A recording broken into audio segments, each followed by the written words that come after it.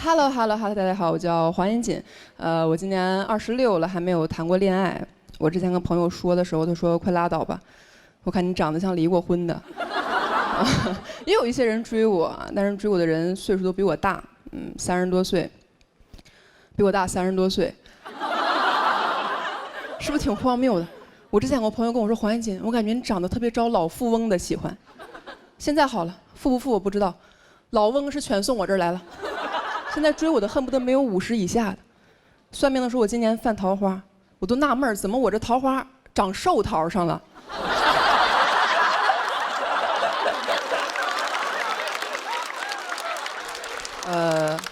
最近有一个男生应该是对我有意思啊，比较年轻，52，我都觉得他有点幼稚。他是我的一个领导，他会半夜3点翻到我2年之前的一条朋友圈，给我点了个赞。我说老年人是较少哈。我是个很爱发朋友圈的人，我算了一下，2年来我发了2000来条朋友圈。半夜翻我2000条朋友圈，拿我朋友圈当读者看了。而且我是不知道你们朋友圈平时都会分享一些什么内容，我朋友圈分享的东西很简单，全是我对一些事儿的想法，我对一些事儿的观点。我发现这个老头大半夜不睡觉，翻了我2000多条观点，就赞同我1条。我都觉得他那条不是赞同，他在那留了个书签儿，说今天就读到这里吧。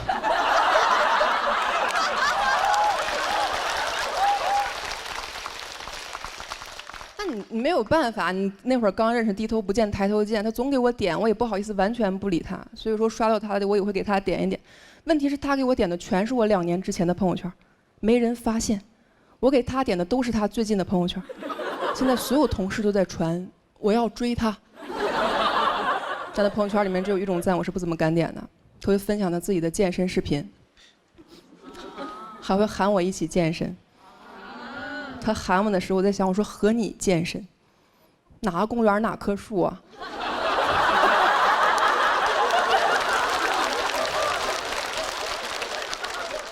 我有时候看他发那个视频，我也觉得挺搞笑的。我还想去跟同事聊，我说：“哎，你看他朋友圈发那个健身视频了吗？”我同事翻了一下，说：“没看见呀。”我说：“我也没看见。”他会对我的穿着打扮提出他自己的建议。有一天跟我说：“小黄，你平时这个妆化得太重了，男生不喜欢你这种类型，没有安全感，看不住。”看不住，什么人的择偶标准是能看住啊？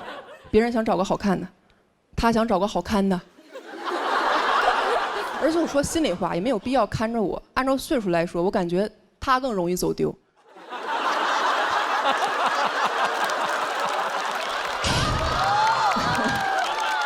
这个人好像一直觉得自己在跟我搞暧昧，他有点太笃定了。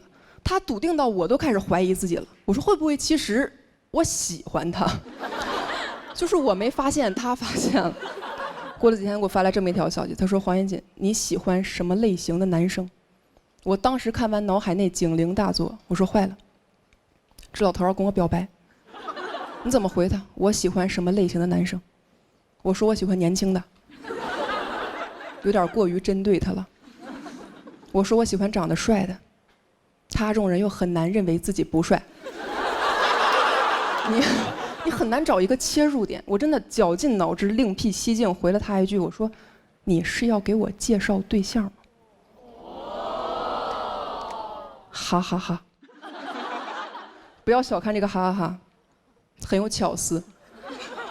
多一个哈，4个哈呢，显得有点热情了；少一个哈，哈哈，又过于嘲讽。哈哈哈！就可以维持一种微妙的距离感。你是要给我介绍对象吗？哈哈哈！我真的觉得这个是我能想到的最智慧的、最委婉的拒绝了。大爷回我说：“我想把自己介绍给你。”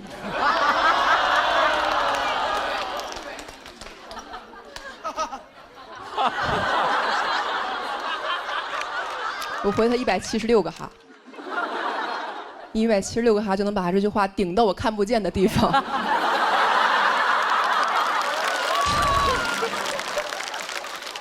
就是我发现他这种人不懂一个很简单的道理，叫做面斥不雅。就是你作为一个文明的现代人，很多话其实不需要当面骂你就应该明白，对吧？你就感觉他在装糊涂，因为这个人平时在单位跟他的领导一点就通，怎么到我这一点言外之意都听不出来，只能听到自己想听的。我说你是要给我介绍对象吗？他只能听到你我对象。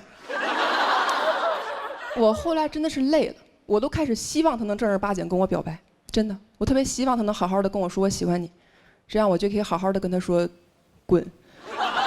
我需要一个这样直接拒绝他的机会。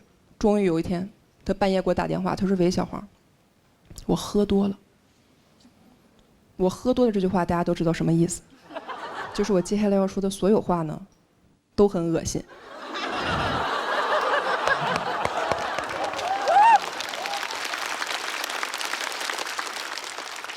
他说喝多了，我就喝多了跟你说啊，我觉得你长得挺好看的，以后我老婆要是能长成你这样，我说你看不住。讲到这儿吧，现在。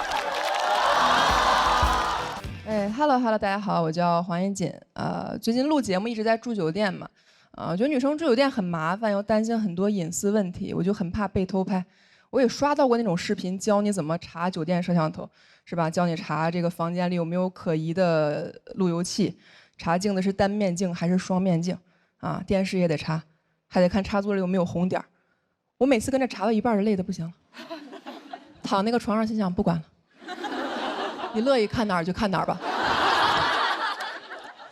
但是你哪怕跟着全都查了，你还是没有安全感，因为你不知道这种科技现在到底进展到什么程度了，对吧？为了知己知彼，我现在天天在网上搜如何在酒店安装摄像头。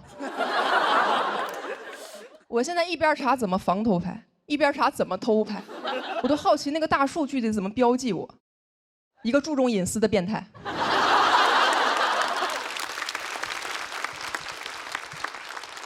然后现在演出有的时候主办方其实出差订酒店还蛮贴心的，会订那种比较大的房间。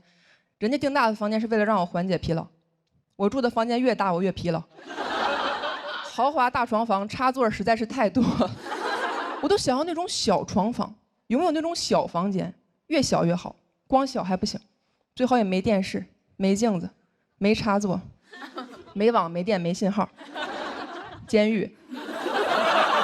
但那也不是我该住的地方啊，这不是那些装摄像头的人该住的地方吗？所有办法我都试了，我现在真的是没招了。我现在住酒店，默认房间里就有摄像头。我现在住酒店，不敢卸妆。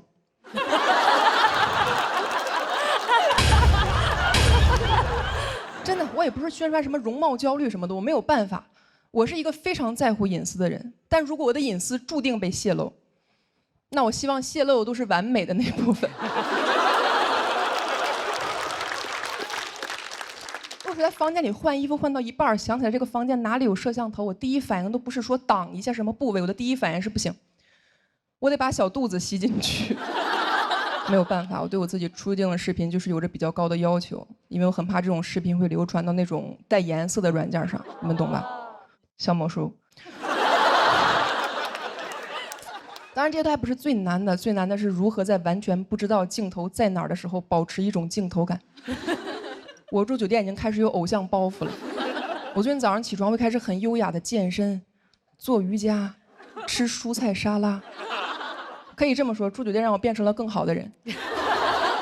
我现在对外都说我是自律博主，就是不知道在哪个平台上。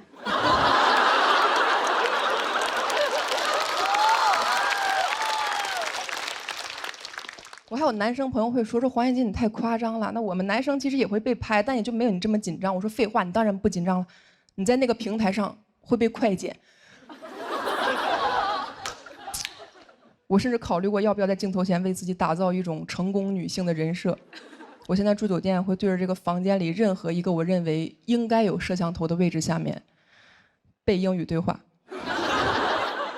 就这么说吧，我确实是来上海旅游的。但是现在给我打扫客房那个阿姨啊，她以为我是来中国旅游的。我今天早上起来背英语的时候，亲耳听到她和另一个阿姨说：“你说他们老外说话为啥要对着烟雾报警器？”但我前一阵和我妈妈住酒店，我妈问我说：“你说这房间里会不会有摄像头？”我说：“应该有。”我妈说：“行，这回不怕丢东西了。”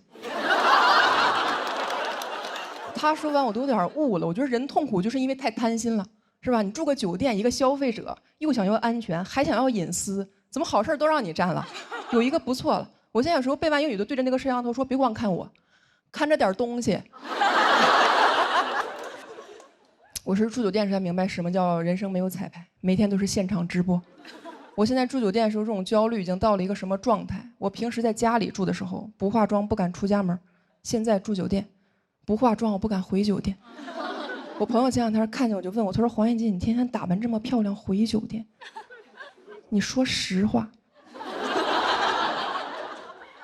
你房间里到底还住谁了？”我说：“说出来你可能不信。”得有200万人。我现在担心，如果有一天微博私信收到那种99加里面说你火了，你火了，我的心想可千万得是在爱奇艺呀。讲到这儿吧，兄弟。嗨，大家好，我是黑灯。准备好进入黑灯的世界了吗？那关了吧，看见是吧？哎。朋友们，遇到过那种情况吗？坐高铁，一上车发现你的座被别人给占了，挺常见的，对不对？我遇到过一次，啊，不给残疾人让座，跟残疾人抢座，是吧？高铁的座位还有一个很贴心的设计，你们可能不知道，买票选 A、B、C、D 那个页面会弹出一个提示框，说系统给您安排了残疾人专属座位，是否接受？见过吗？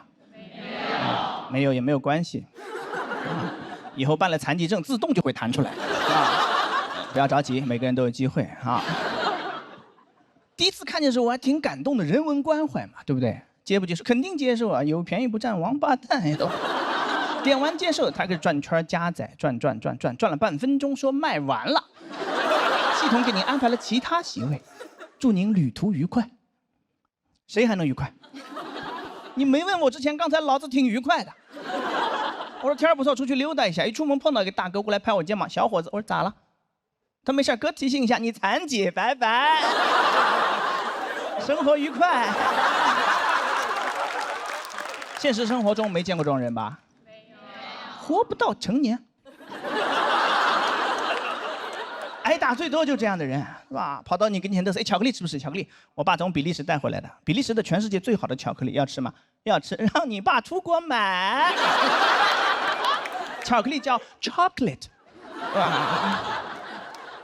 谁要吃你的巧克力？我有我的统一春福无糖茶，一口春福，茶香倍儿足，不用出国，想喝哪儿都能买到。你就说你想不想吧？你肯定想，赶紧去买，别等了，视频暂停一下，现在就去，我等你啊。那天我就没有买到那个残疾人专座，就是一张普通的票，一上车发现还被人占了。我是 D 嘛，那人坐在上面，我就我说是不是搞错了？我刚想张嘴问他，他先发制人，他说你坐那个 C， 就那个笃定啊，那个不容置疑，你坐那个 C， 我就怀疑我是列车长，他是。什么人凭什么命令我呢？对不对？你跟我商量一下，不用真商量，有那个意思，语气到位了就能接受。你能做那个 C 吗，小伙子？能。你做那个 C 就不能了。但这都是事后复盘。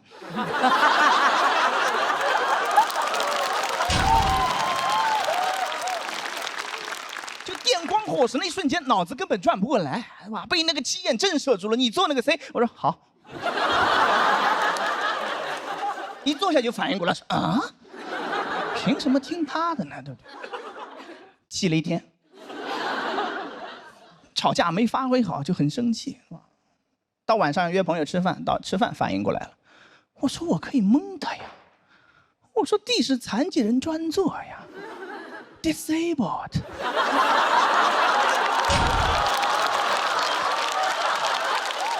就应该坐在地上。哦，下次再遇到这种，我就跟他 battle， 我说你自己滚到 C 上面去，我就要做我的 D。D 是残疾人缩写，上过初中的人都了解。难不成你是个玩说唱的老铁？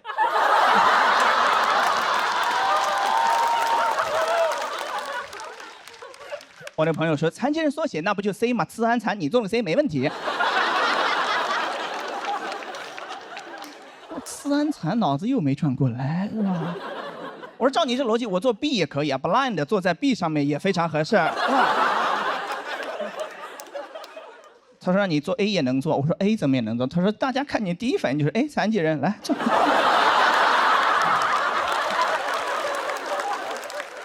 后来真的买到过残疾人专属席位，就是16节车厢，有大概2节里面有无障碍厕所，在那节车厢的第一排，那个地方确实宽敞，第一排你发现没有？也很好找，就是大家放行李的地方。哎，一个坐轮椅的，对不对？非常期待今天残疾人专座，咔咔咔一进来一看，什么意思？跟箱子挤一挤啊，让残疾人看行李。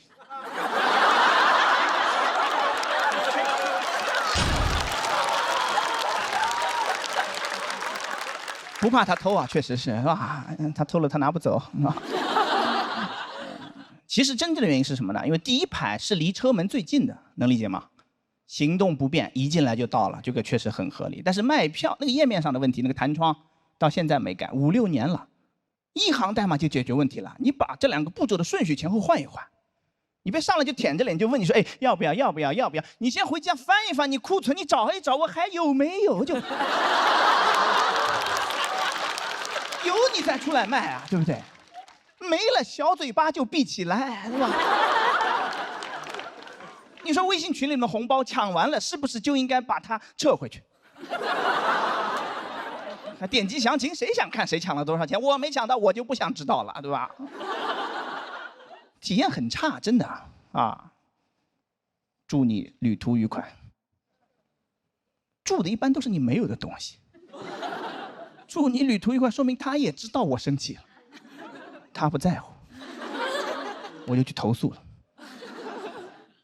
第一步身份验证就卡住了，他要我在6张图片里面找向日葵。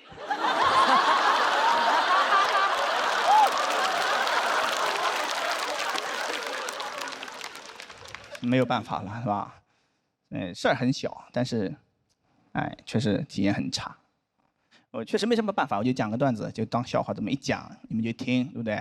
哎，但是产品经理，你不要就当个笑话听啊，你走走心好不好？你当个事儿办，对，能不能改？能，肯定能改。你现在就去改，别看了，视频暂停一会儿。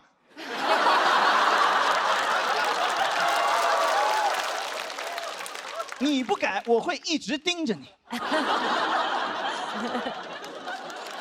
黑灯 is watching you。好，讲到这，谢谢大家。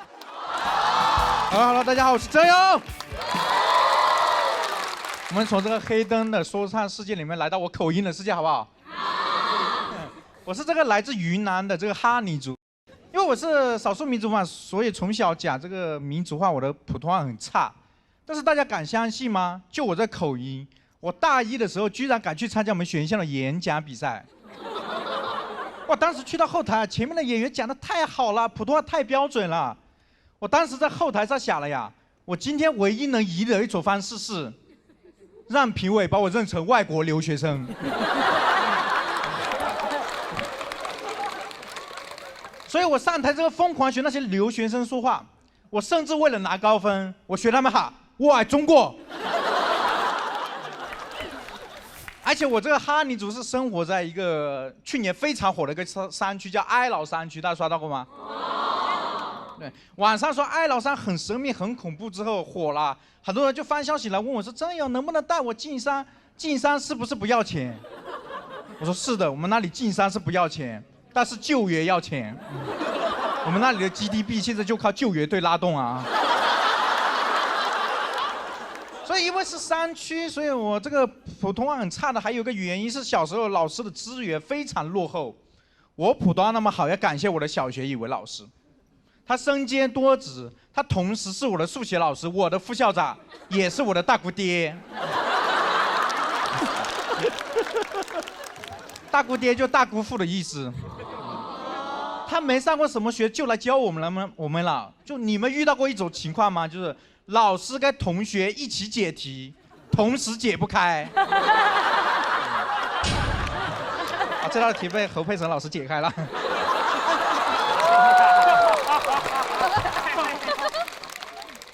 我都怀疑他不是来教书的呀，他是来跟我们一起复习啊，因为他也想考初中呀，我感觉。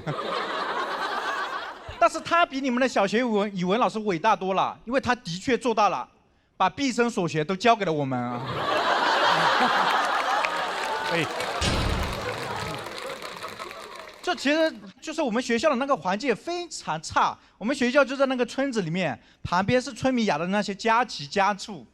小时候大家也做过那个鸡兔同笼的题，我们都不用算，我们直接出去数。但我数了很久，告诉大家一个正确答案。鸡和兔真的很难同笼啊！这动物根本关不住，它跑进来学校里面捣乱。有一次，老师在黑板上面解题，有2头牛就冲进来了。我们说老师牛啊牛啊，老师说谢谢谢谢。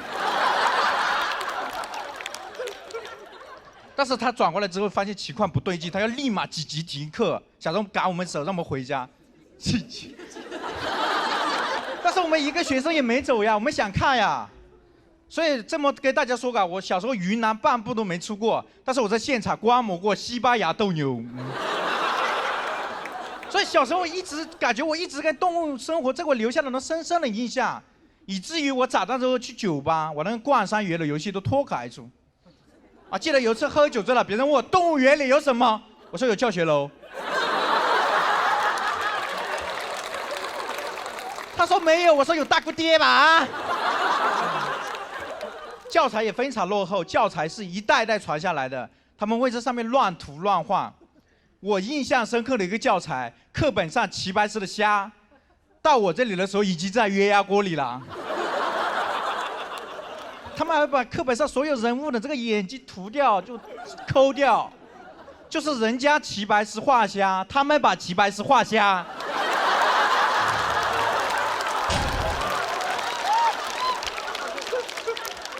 后来终于情况好点了，终于有个师范生来教我们编家了。但是师范生的这个师范老师的生活更艰辛，他要去跋山涉水，去县城运输一些物资回来给我们。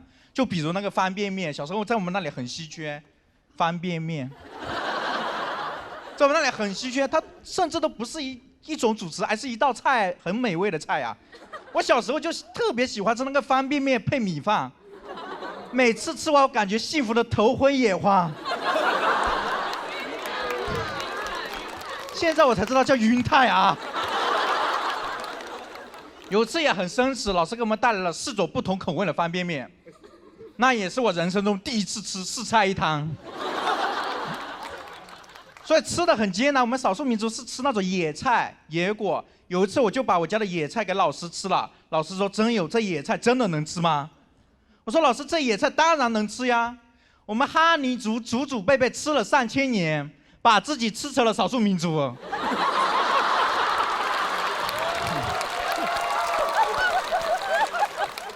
但是我们现在边疆条件好起来了啊，赶上了时潮，还喝上了新上市的统一春福备茶，采用山河工艺啊。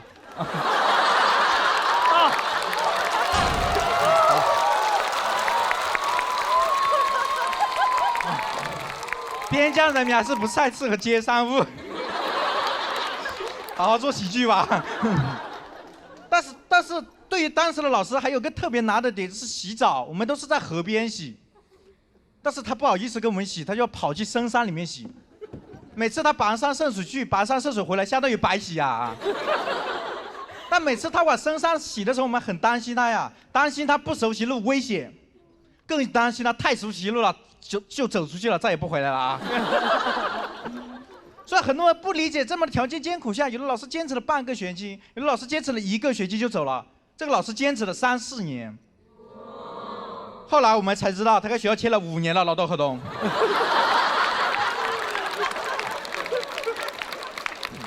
不过这个老师特别好，他坚持了6年才走的。老师还特别好，走之前还跟我说：“曾勇呀，我特别看好你，你一定要努力走出前面这座大山。”我说：“可是老师，走出前面这座大厦，对面是越南。但我今天想在这个舞台上跟老师说，欢迎老师回到我们边疆，现在我们那里有洗澡的地方了。我大姑爹也退休了，欢迎你来当校长啊！校长在这，下次啊 ！Hello， 大家好 ，Hello， 大家好 ，Hello， 大家好，我是 Nora 啊，非常高兴过来这边。刚才主持人也介绍了，我现在呢在自己创业。那现在我们公司情况呢就有好有坏啊。忙的时候我给我老公发信息，他很久才会回。现在公司的情况怎么说呢？他会秒回。公司压力真的很大，我觉得自己好像都患上了手机焦虑症，就是我看到消息就想回复。有一次我跟老公生气，因为我刚问他什么时候回家，他没回我消息，先回了家。而且我现在看到微信上那个小红点啊，我也很受不了。我爸给我看我小时候的照片，我很不耐烦，我非常想马上把我额头当中那个红点给抠掉。代沟朋友们，为了借手机呢，我试过很多办法啊。在飞机上没有信号，我想太好了，我可以看10页书。没有，我 P 好了10张照片。终于去年呢，我做了一个决定，我去了一个10天的冥想营，它在东南亚的一个岛上。10天，手机要全程上交，不能讲话，只能吃素，也每天都要冥想。其实我呢就想去借手机，我妈问我啊，你为什么要去东南亚啦？我说妈妈，图个清静。我妈说清静，根本你去嘉定呀啊！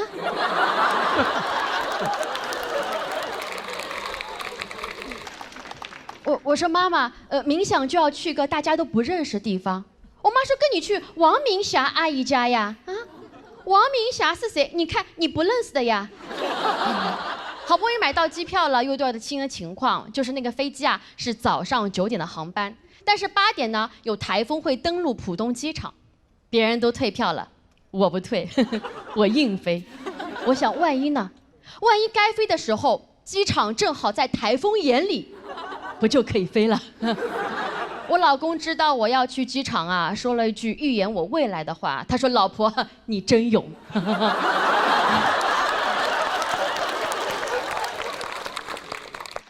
终于到了冥想营，我的身体变得很奇怪。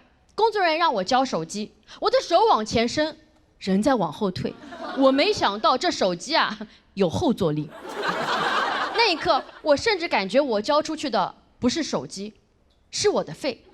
因为我都快不能呼吸了，工作人员很同情地看着我，点点头。我走到角落，叹了口气，掏出另外一部手机。谁没有2个肺呢？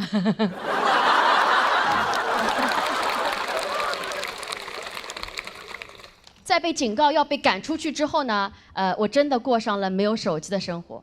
不得不说，戒断反应很严重。第1天晚上是这样睡觉的，第2天。第3天，我的室友退出了，他说他的室友有羊癫疯。白天冥想的时候，周围都很安静，但我脑子里面一直在自言自语：10天不看手机，这个世界会变成什么样呢？3体人会攻打地球吗？可能会。马斯克和特朗普还是好兄弟吗？可能不会。拉布布会涨价吗？肯定会。我为什么要来借手机啊？难得休假，我应该在别墅里面唱 K。我好想吃银龙鱼，我在脑中研墨下笔写下4个大字，我说还我手机。朋友们，没有手机只能冥想，这个过程很痛苦，我也想过要放弃，身边有很多人退出，但我还是坚持到了最后，因为中途我悟了，冥想营最重要的是什么？是冥想吗？不是赢。冥想营都结束之后呢，我也没有马上去拿手机啊，我找到了主办方，我说谢谢你们，这10天我放下了手机，放下了焦虑。最后想问一下啊，证书哪里拿？他们说没有证书，我当时就急了，我说没有证书，这怎么证明我放下了呢？我感觉我一下子又拿起来了。我拿起手机，果然看到很多消息，很多朋友呢都很担心我，连发好几条，说怎么了？给你打电话关机，要帮你报警吗？3条之后就没了下文。我感觉我放下了手机，而他把我放在了回忆里。工作群里面呢也很太平，10天没有回消息，居然完全没有耽误。看到这里，我更焦虑了。我马上开始回复所有的群聊，直到682个红点都没有了，我才感觉到这10天从来没有感觉到的平静。那一刻，我发现我可能就是喜欢这种忙碌的感觉。会焦虑是因为我内心很羡慕那种非常松弛的朋友，但也许 love and peace 就是接受自己、爱自己的状态，内心才会 peace。所以朋友们，我也不会去冥想营了，我最多只会去王明傻阿姨家。谢谢大家，我是 Nora。Hello， 大家好，我是陈数。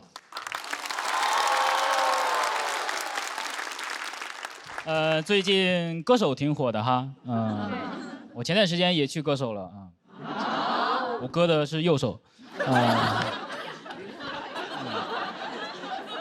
在做饭的时候，不小心割伤了右手的大拇指啊，当时流了很多血，就赶紧缠上纱布跑到医院。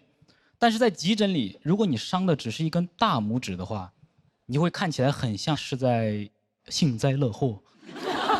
真的，那里面有很多打着石膏的、坐着轮椅的从我旁边经过，我就在那儿。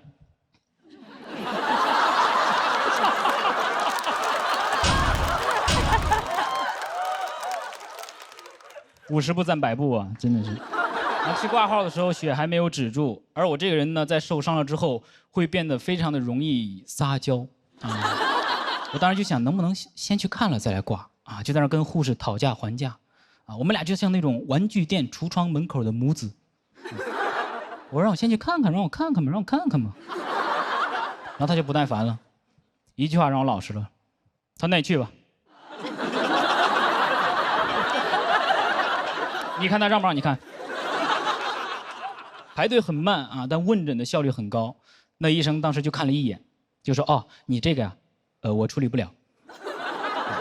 你去那哪儿，那儿能帮你缝一下。”然后就把号给我退了，把号给我退了。我就说先看再挂号嘛，没人听。然后就只能又打车又排队又挂号，晚高峰真的非常的堵，我的血管也非常的通畅。到时候我说医生，我这个手指割伤了，上一家医院说他缝不了，让我来这儿。医生说啊，哦，那我应该也缝不了。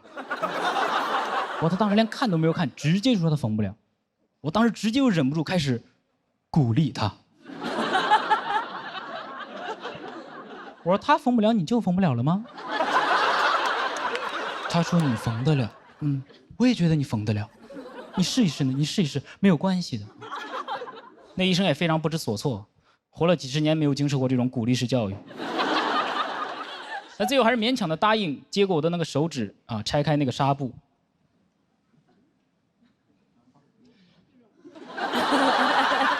我把号给你退了，我真不会。然后他开始拿着我的拇指开始给我解释为什么。他说：“你看，你这个手指上的伤口啊，现在已经分开了，你看到没？看到没？看到没？看到没？”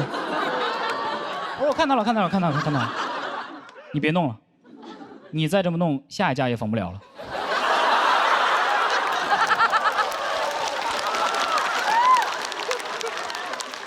我当时就心想，我说怎么回事啊？怎么跑了2家医院都没能缝上？哎呦，我这个手可真是生不逢时。而且2家都是挺好的医院啊，都是挺好的医院。我就想起网上之前流传那句话，叫什么“世界是一个草台班子”。很多人在看到这句话的时候都会说啊，我被治愈了，我被治愈了。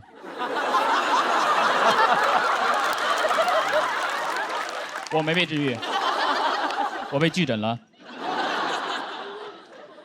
我当时看到那个科室里摆了一些书啊，我就在想啊，我现在自己开始学医，我来不来得及啊？来不来得及？来不及，因为看书没办法翻页啊。然后接下来又是同样的环节，开始给我介绍下一家医院。我那天晚上我看了一个，给我推荐下一个；看了一个，给我推荐下一个，在这猜我喜欢呢。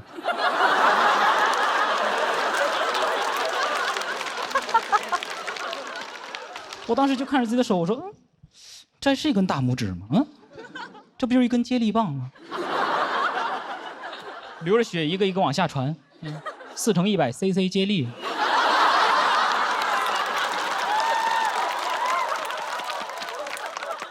上车时候我都想跟师傅说，我师傅开快点啊，最后一棒了。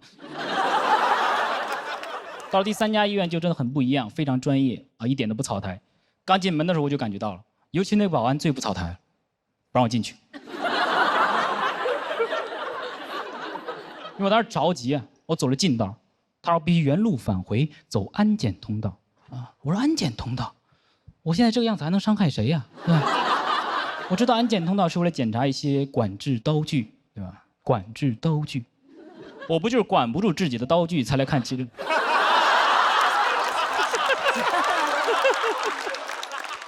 还要检查，对吧？还要检查，对吧？然后，但是医生的确比较专业啊，医生非常专业，给我提供了2套治疗方案。第一套是手术缝针住院，第2套是回家自己愈合。我说啊，第2套是什么？我夜里在高架上跑了一圈。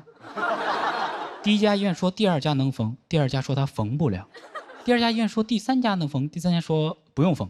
我说你们要不先开个会呢，对吧？是怎么得出这种截然不同的结论？医学生的教材也分人教版和苏教版吗？然后我就问他，我说这个不缝的话会怎么样？他说不缝的话呀，伤口就会长好。我说啊，多新鲜啊，对吧？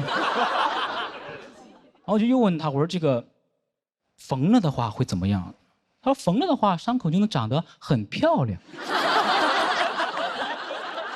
我很漂亮，是要给我缝一朵花吗？到时候我就是一手玫瑰。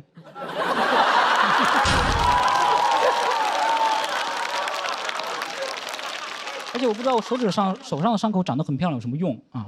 然后以后跟人发生争执了之后，我直接扇他一巴掌，他说哦，漂亮，对吧？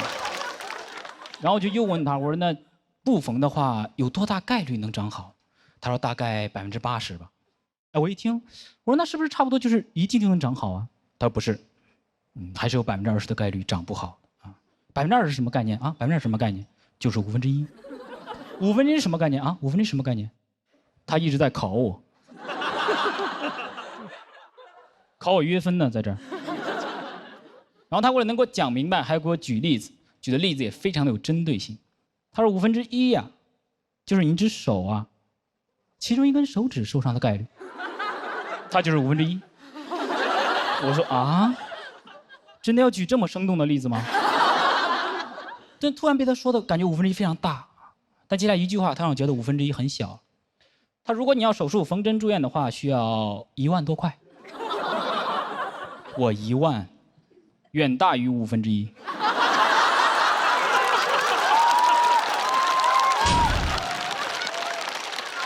我说不缝了，不缝了，不缝了。但你不缝的话，需要在那个病历上签字确认不做手术。我真的很残忍，杀人诛心啊！就是放弃治疗大拇指的责任书啊，他需要大拇指亲自来签。讲理吧，谢谢大家。Hello， 大家好，我是戴维。我也是个淡人，清淡的广东人。我们家有一位很封建的传统女性，她受教育的程度不高啊，人也非常的迂腐。她就是我6岁的女儿。她有一个过家家套装啊，就包括什么锅碗瓢盆、洗菜盆、烘箱一应俱全，就是一个塑料开放式厨房。我最烦这个玩具，因为我女儿每天一放学就在那里洗碗做饭。我看着就来气，我心想你在练习什么啊？没掌握四舍五入，先学会3从4德。经常捧着一堆塑料食材，就过来问我要吃啥，还吭哧吭哧做半天。我假装吃掉，他又屁颠屁颠去洗碗。我一想到他以后这样伺候他那个死鬼老公，就很崩溃了。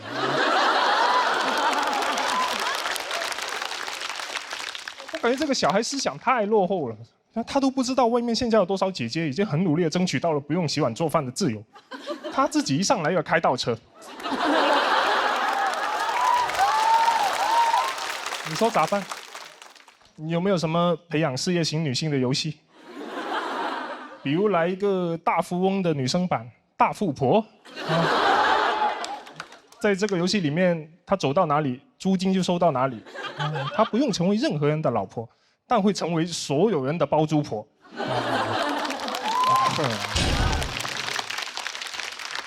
想想就开心。但可惜没有大富婆，最后只好给他买了个塑料洗碗机。少做一点是一点吧。就我发现他思想传统以后，我就开始留意到更多的蛛丝马迹。他现在最好的一个朋友是他班上的一个男同学，小男孩叫天天。女儿有一天跟我说，想跟天天结婚。我问为啥，他说因为天天是班长，他才6岁，择偶的第一标准，他居然是有编制。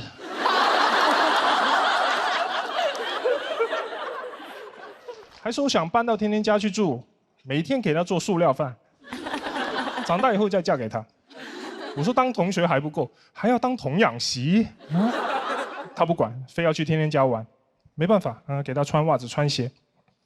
他还在那里抱怨，他说：“爸爸，这个袜子好紧。”我说：“我裹的就是你的小脚。”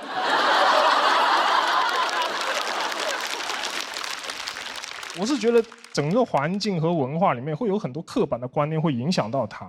我女儿她从3岁开始就坚定地认为，只有女生才可以穿粉色，男生才可以穿蓝色。我只要穿粉色衣服，她就会嘲笑我：“爸爸，你是女孩子吗？”我说：“我不是女孩子，我只是闷骚。”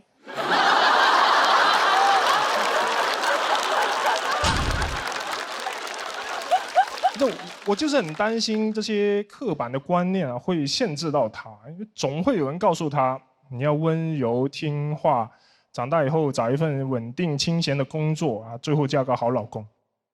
这是在干嘛？难道我就不配拥有一个言论犀利、事业全面开花、不依靠男人的女儿吗？难道我戴维就生不出一个杨天真吗？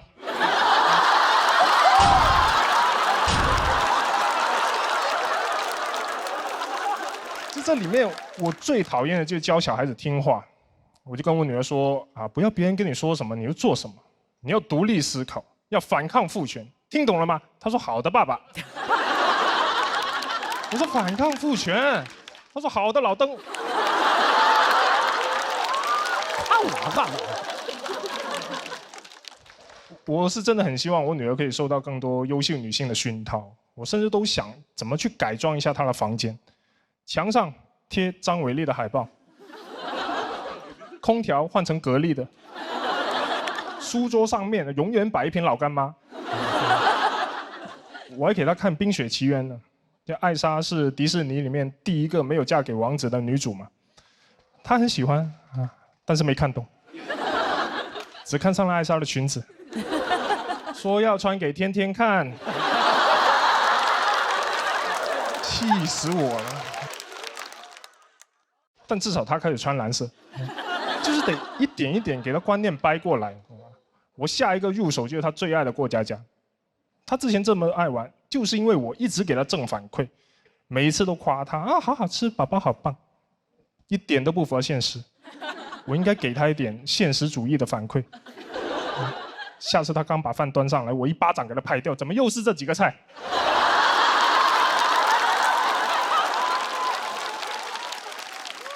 上班养你这么辛苦，就给我出塑料蛋炒饭，没有锅气，做的全是聚乙烯，一点都不偶乙烯。然后女儿就受不了了，做饭太难了，我要跟天天玩过家家。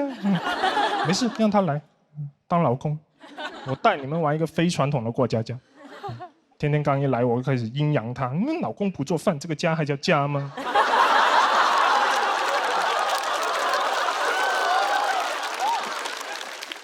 然后我再告诉他，你进了我家的门，就是我家的人，以后你是跟我们家姓戴，好好表现做饭不要切到手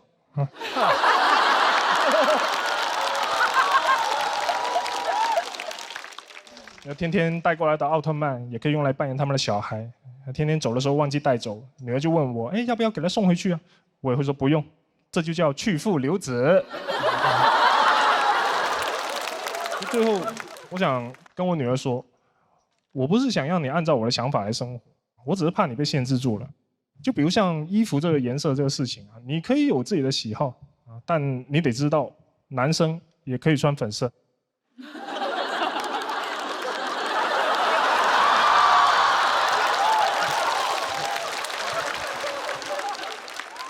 而你，我的女儿，当然也可以穿蓝色。谢谢大家，我是戴。